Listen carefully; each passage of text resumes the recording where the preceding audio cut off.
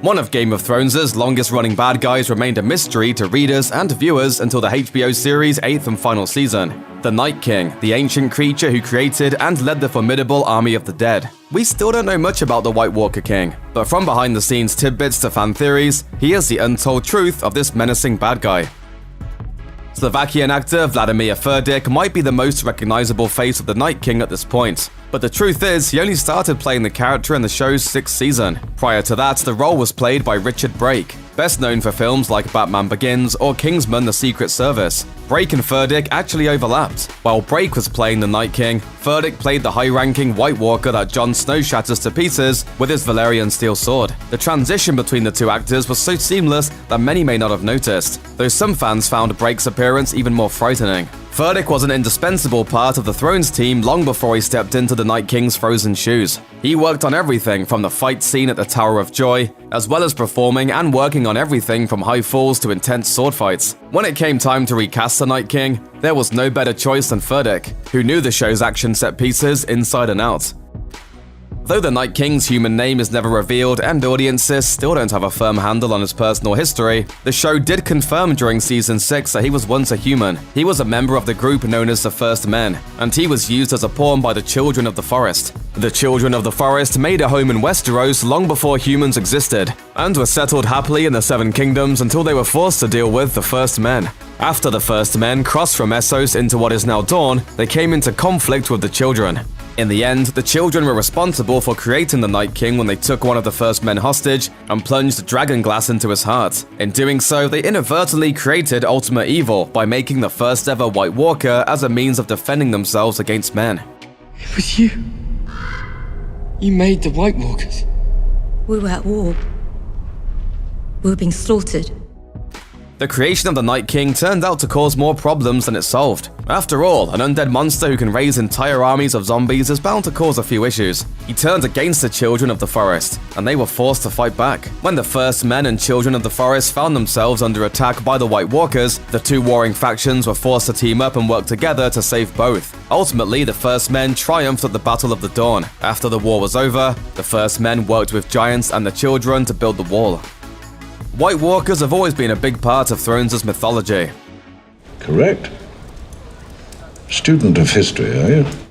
After all, the show's pilot opened with White Walkers attacking members of the Night's Watch. Every now and then, during the show's earlier seasons, viewers would be reminded that no matter what else was going on in Westeros, the White Walkers were still out there and ready to attack. You might think the Night King has been around for the whole show, but he actually didn't make his first appearance until Season 4's Oathkeeper. That's the episode which finally reveals the fate of the many babies viewers saw offered as sacrifices. During the audience's first ever glimpse of the Night King, he turns a baby into a White Walker.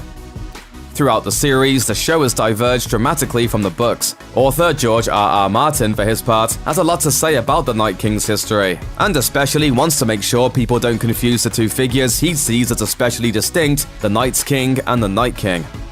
I'm a bit confused. The Night King audiences know and fear isn't the same as the Night's King. As Martin has explained, the Night's King is a legendary figure like Bran the Builder. In the books, the Night's King was an early commander of the Night's Watch. Thanks to an ill-fated love affair, he turned against the Watch, causing the King Beyond the Wall and the King in the North to band together and take him down. This little distinction might not seem important, but ultimately it serves to distinguish two similarly named but radically different characters.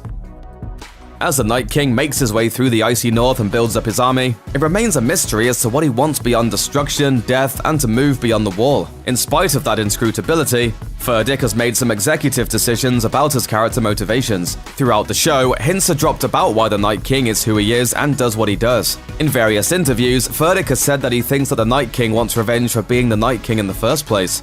As a result of years of conflict and mistakes, the Night King became the Night King against his will and has spent the rest of his existence trying to fight back against those who wronged him. The show also gave viewers one significant piece of evidence about his motives. In the final season's second episode, A Night of the Seven Kingdoms, Bran Stark reveals the Night King will come for him to accomplish his true purpose. An endless night. He wants to erase this world, and I am its memory. That's what death is, isn't it?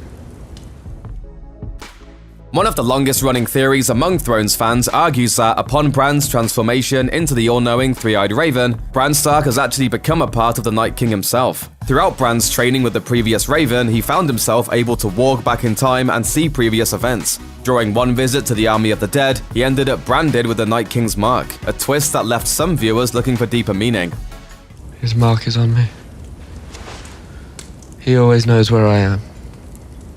One of the most popular theories circulating on this topic suggested that Bran could have walked to the past to prevent the Children of the Forest from creating the Night King. But in doing so, he became trapped within the Night King in some way. An intriguing theory, but now that the Night King has come for Bran and gotten himself murdered in the process, we know it's one that was obviously off the mark. In trying to figure out the Night King's true origins, numerous fans have wondered if he might have come from a noble family like the Lannisters, Boltons, or Tyrells. As far as ancient houses go, Targaryen is certainly one of the oldest around, and many viewers theorize that the Night King might be descended from this royal line. After all, he can ride a dragon, and he likes arranging carnage in a spiral pattern.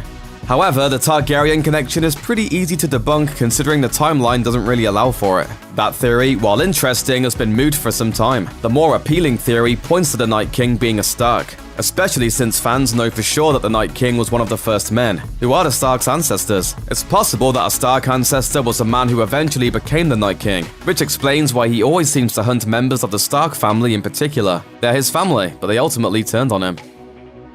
The showrunners for Game of Thrones have clearly had long-awaited plans that are just now coming to fruition. The fact that it was Arya Stark and not Jon Snow or someone else who would eventually kill the Night King was something the showrunners had planned for several years. As far as the Night King goes, they've been carefully considering this character for a long time. However, that doesn't mean they've shared those plans with the actor who actually plays the Night King. In an interview with The Hollywood Reporter, Furtick revealed that the directors and showrunners were as silent as the famous character. No, they didn't give me much. There were a couple of discussions with the directors, but nothing particular about what he was supposed to do. Furtick indicated that since he got the sense that they knew the character inside and out, he didn't necessarily need the same information. No matter what you might think of this approach, it certainly didn't affect the storytelling, or Furtick's beautifully creepy performance.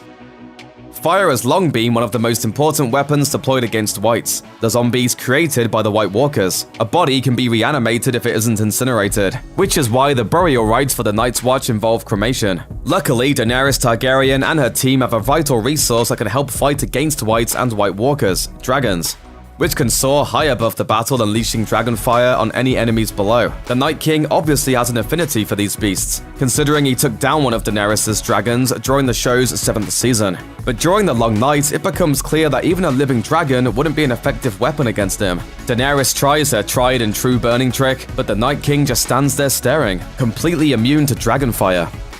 It's embarrassing, really.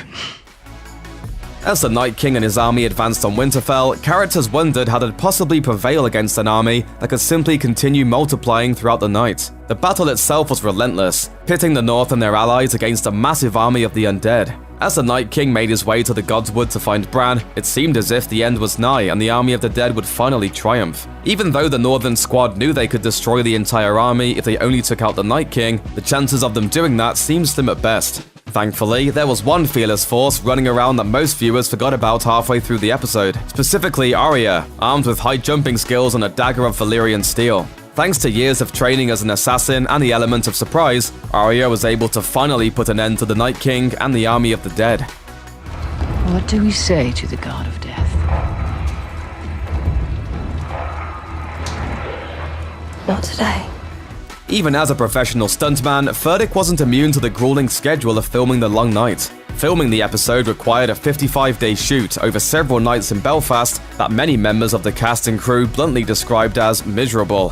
When speaking to The Hollywood Reporter, Furtick looked back on the shoot as extremely tough. "This was one of the hardest jobs of my life." It makes sense. Besides performing as the Night King, he also worked with nearly every other actor to rehearse the fight scenes and choreography. One of the toughest scenes to shoot, understandably, was Furtick's final scene with Maisie Williams as Arya kills him.